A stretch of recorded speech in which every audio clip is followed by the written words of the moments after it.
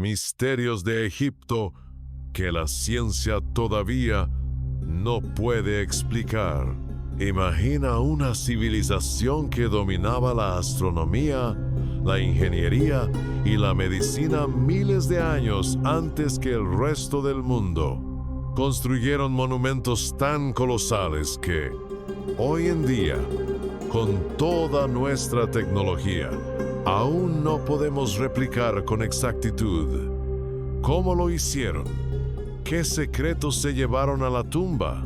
Hoy, en el primer video de Gritos del Ayer, exploramos los misterios del antiguo Egipto que la ciencia todavía no puede explicar del todo. ¿Crees que lo sabes todo?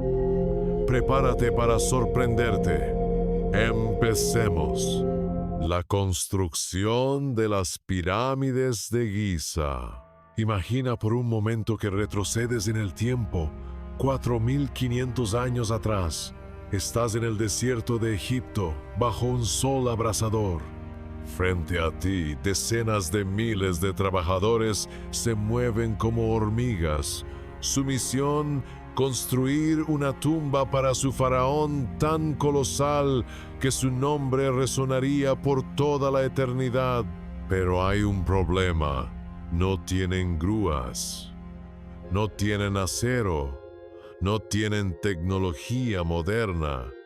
Y sin embargo, están moviendo bloques de piedra del tamaño de un camión. Bloques que pesan hasta 80 toneladas. ¿Cómo lo hicieron? Esta es, quizás, la pregunta más antigua de la egiptología. Para entender la magnitud del desafío, hablemos de números. Los bloques de piedra caliza que forman el cuerpo de las pirámides pesaban entre 2,5 toneladas y 15 toneladas. Eso es como mover entre 25 y 150 refrigeradores juntos. Pero eso no es nada. En la llamada Cámara del Rey, dentro de la Gran Pirámide, los bloques de granito pesaban hasta 80 toneladas. 80. Es el peso de un tanque de guerra. Y lo más alucinante, ese granito rojo vino de canteras ubicadas a más de 800 kilómetros de distancia en Asuán. Imaginen la logística: cortar la piedra, cargarla en barcazas, navegar por el Nilo, descargarla y luego arrastrar cada bloque monstruoso hasta su posición exacta. Todo sin animales de carga fuertes, sin poleas complejas. Es una hazaña que parece sobrehumana.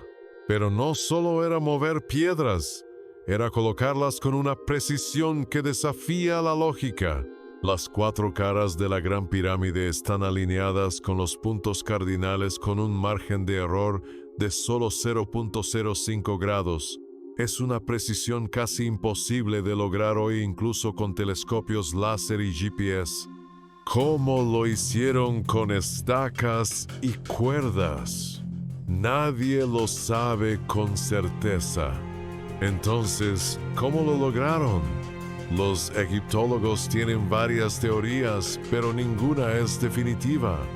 La primera y más aceptada: rampas. Pero no cualquiera. Se cree que pudieron ser rampas frontales gigantescas o rampas en espiral que envolvían la pirámide durante su construcción. Los cálculos indican que una rampa para una pendiente manejable del 10% tendría que haber medido más de 1.6 kilómetros de largo. La logística de construir y después desmontar esa rampa es, en sí misma, otro misterio. La segunda teoría es fascinante y tiene un experimento moderno que la respalda: la arena mojada. Un estudio de la Universidad de Ámsterdam demostró que al mojar la arena del desierto, la fuerza necesaria para arrastrar un trineo de madera cargado se reduce a la mitad. La respuesta al transporte estuvo siempre, literalmente, bajo sus pies. Y la tercera gran incógnita, las herramientas. Sus cinceles eran de cobre, un metal relativamente blando. ¿Cómo cortaron granito, una roca muchísimo más dura, con herramientas de cobre? Es como intentar cortar un diamante con un cuchillo de mantequilla. Se especula que quizás usaron herramientas de bronce con puntas de diamante o emplearon abrasivos como arena de cuarzo para cerrar lentamente las piedras. Pero, de nuevo, es solo una teoría. Imagina mover 2.3 millones de bloques de piedra sin grúas, sin metal duro, sin ruedas avanzadas. ¿Cómo lo lograron? Hasta hoy es un enigma que sigue desafiando a los ingenieros modernos. Las tres reinas de Giza. Y ahora hablemos de las propias protagonistas. La meseta de Giza está dominada por tres gigantes, madre, hijo y nieto. La Gran Pirámide de Keops, la más antigua y grande, se construyó para el faraón Keops alrededor del año 2580 a.C.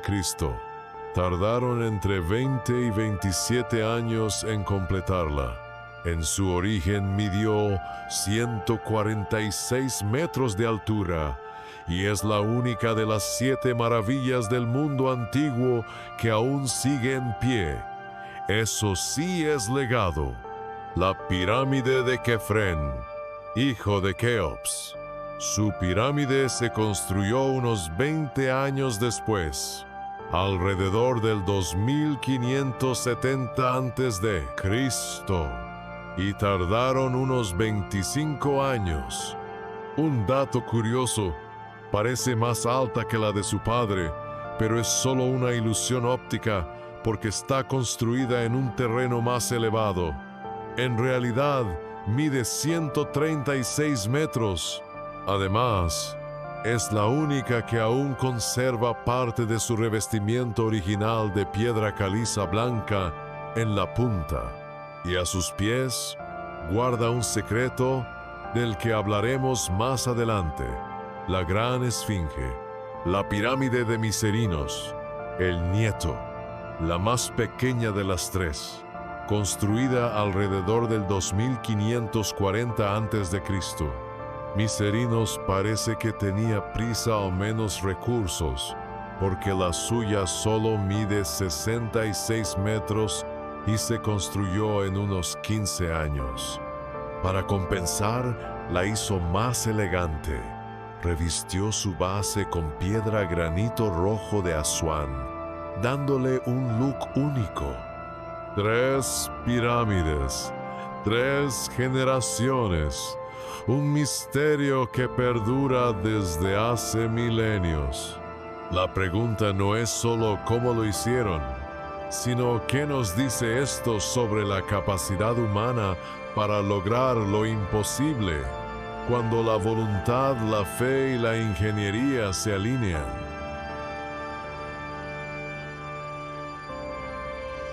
La alineación astronómica perfecta.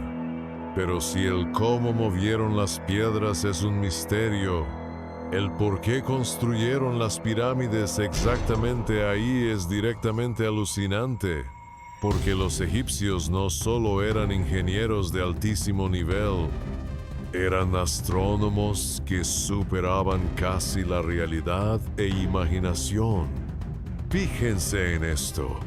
Las 4 caras de la Gran Pirámide están alineadas con los puntos cardinales con un error de apenas 0.3 de grado. Esa es una precisión tan absurdamente alta que hoy necesitaríamos un dron con GPS de última generación para replicarla. ¿Cómo lo hicieron ellos hace 4.500 años sin brújulas magnéticas? ¿Cómo lograron esta hazaña? Los teóricos se dividen. Algunos dicen que usaron el método de la sombra doble durante los equinoccios, trazando líneas perfectas con solo observar el movimiento del Sol. Otros juran que usaron la estrella polar. Y luego están los que creen que usaban instrumentos avanzados y perdidos, como el Mergen. Piénsenlo. Alinearon monumentos de millones de toneladas con el cosmos, sin telescopios, sin brújulas modernas. ¿Acaso los egipcios dominaban el cielo mejor que nosotros? ¿Estamos subestimando su sabiduría? Y si creías que los misterios solo estaban sobre la tierra, espera a escuchar esto. Justo al pie de la gran pirámide, selladas en fosas herméticas, los arqueólogos hicieron uno de los hallazgos más asombrosos: el cementerio de barcos de Keops. No eran barcos cualquiera. Estaban desmontados en 1224 piezas de madera de cedro, como un gigantesco rompecabezas. Y lo más increíble, no usaron un solo clavo. Las piezas se ensamblaban con un sistema perfecto de cuñas y cordeles, una técnica tan precisa que, cuando lo reconstruyeron 4600 años después, el barco era completamente impermeable y navegable. Esto nos lleva a la gran pregunta: ¿para qué servían? La teoría oficial es ritual. Eran barcos solares. Simbolizaban el viaje del faraón Keops con el dios Ra a través del inframundo en su eterno recorrido por el cielo. Eran mapas para el más allá, hechos de madera. Pero aquí está el misterio que hace dudar a los expertos. Su perfección náutica es absoluta. El casco tenía la forma ideal para navegar por el Nilo o incluso por el mar. ¿Por qué invertir tanto talento de ingeniería en un barco que solo era simbólico? ¿Era solo un símbolo o era tecnología real disfrazada de ritual? Barcos que quizás nunca navegaron en este mundo, o tal vez sí lo hicieron, llevando al faraón en su última travesía terrenal antes de descansar en su pirámide. ¿Eran mapas para el más allá o barcos verdaderos? Ese es un misterio que sigue flotando en las arenas de Giza. El nacimiento de la maldición del faraón. La leyenda no nació el día del descubrimiento, sino con una serie de muertes trágicas y muy publicitadas que siguieron, especialmente la de Lord Carnarvon. ¿Qué pasó? El 5 de abril de 1923, Lord Carnarvon murió en el Cairo. La causa oficial: neumonía y septicemia, envenenamiento de la sangre, que se desarrolló a partir de una picadura de mosquito infectada que se cortó al afeitarse. La prensa sensacionalista añadió un detalle crucial: en el momento exacto de la muerte de Carnarvon en el Cairo, las luces de la ciudad del Cairo se apagaron por un fallo eléctrico, un evento común. Además, se rumoraba que en su castillo en Inglaterra, su perro Suzy aulló y murió al mismo tiempo. Se dijo que en la tumba había una inscripción que decía: «La muerte tocará con sus alas al que turbe el reposo del faraón». Aunque esta inscripción nunca existió, la prensa la popularizó como una profecía cumplida. La prensa comenzó a atribuir cualquier muerte relacionada con la maldición. Personas que visitaron la tumba, conocidos de los arqueólogos, cualquiera que hubiera tenido contacto con los objetos. ¿Existió realmente la maldición de los faraones? La ciencia tiene la respuesta y es más aterradora que la magia. Cuando Lord Carnarvon murió tras abrir la tumba de Tutankamón, el mundo susurró una palabra: maldición. Pero la verdad oculta en la oscuridad de la pirámide no era sobrenatural.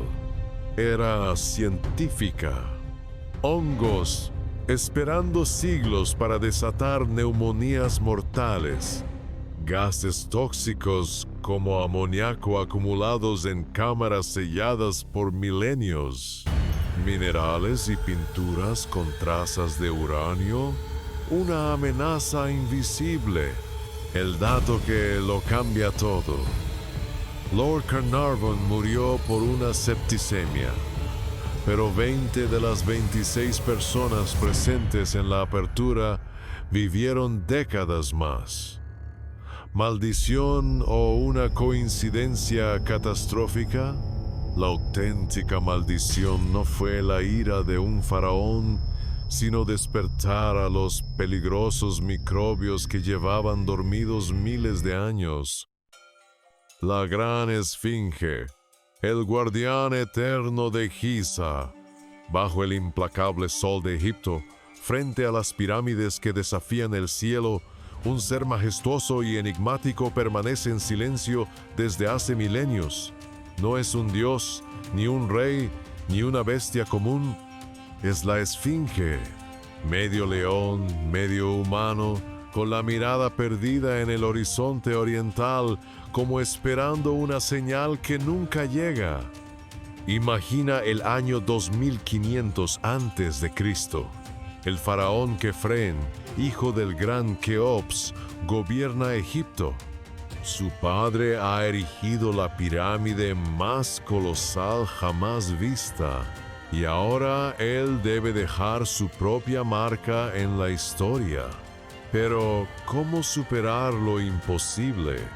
La respuesta ya estaba allí, escondida en la meseta de Giza, una gigantesca protuberancia de roca caliza, un cerro natural que los dioses parecían haber puesto allí para un propósito divino.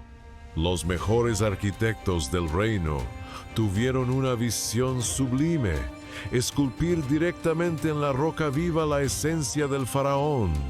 Con cinceles de piedra y una paciencia infinita, miles de trabajadores dieron forma al cuerpo de un león recostado, símbolo de poder solar y fuerza protectora. Y para la cabeza, no esculpieron a un animal, sino al rostro del propio Kefren, coronado con el nemes, el tocado faraónico. El mensaje era claro: el faraón no es solo un gobernante, es la encarnación de un poder divino que protege su necrópolis por toda la eternidad. El misterio de la nariz perdida y la barba postiza. Con el tiempo, la esfinge comenzó a acumular sus propios enigmas. ¿Quién le arrancó la nariz? La leyenda popular culpó a las tropas de Napoleón, pero los dibujos de exploradores anteriores ya la mostraban sin nariz. Hoy, la esfinge sigue desafiando a los elementos y a nuestras certezas. La erosión en su cuerpo alimenta teorías sobre una posible antigüedad mucho mayor, sugiriendo que quizás fue tallada miles de años antes del reinado de Kefren, en una época de lluvias torrenciales. ¿Es solo un desgaste normal o la prueba de un origen remoto y perdido? Su sonrisa esfumada y su mirada impasible han visto ascender y caer imperios, pasar caravanas, conquistadores, arqueólogos y turistas. Ha sido testigo del fervor religioso, del olvido, del redescubrimiento y de la admiración mundial. La esfinge no habla, pero su silencio lo dice todo. No es solo una escultura, es el testigo mudo del tiempo, un guardián que lleva 5000 años custodiando los secretos de la arena el cielo y los faraones. Y quizás su mayor misterio no sea quién la construyó, sino por qué, después de tanto tiempo, aún sentimos que nos observa, esperando a que descifremos su último enigma. Si te gustó el video, házmelo saber en los comentarios o dándole like a este video. Recuerda suscribirte a mi canal. Gritos del Ayer. Nos vemos en una próxima historia.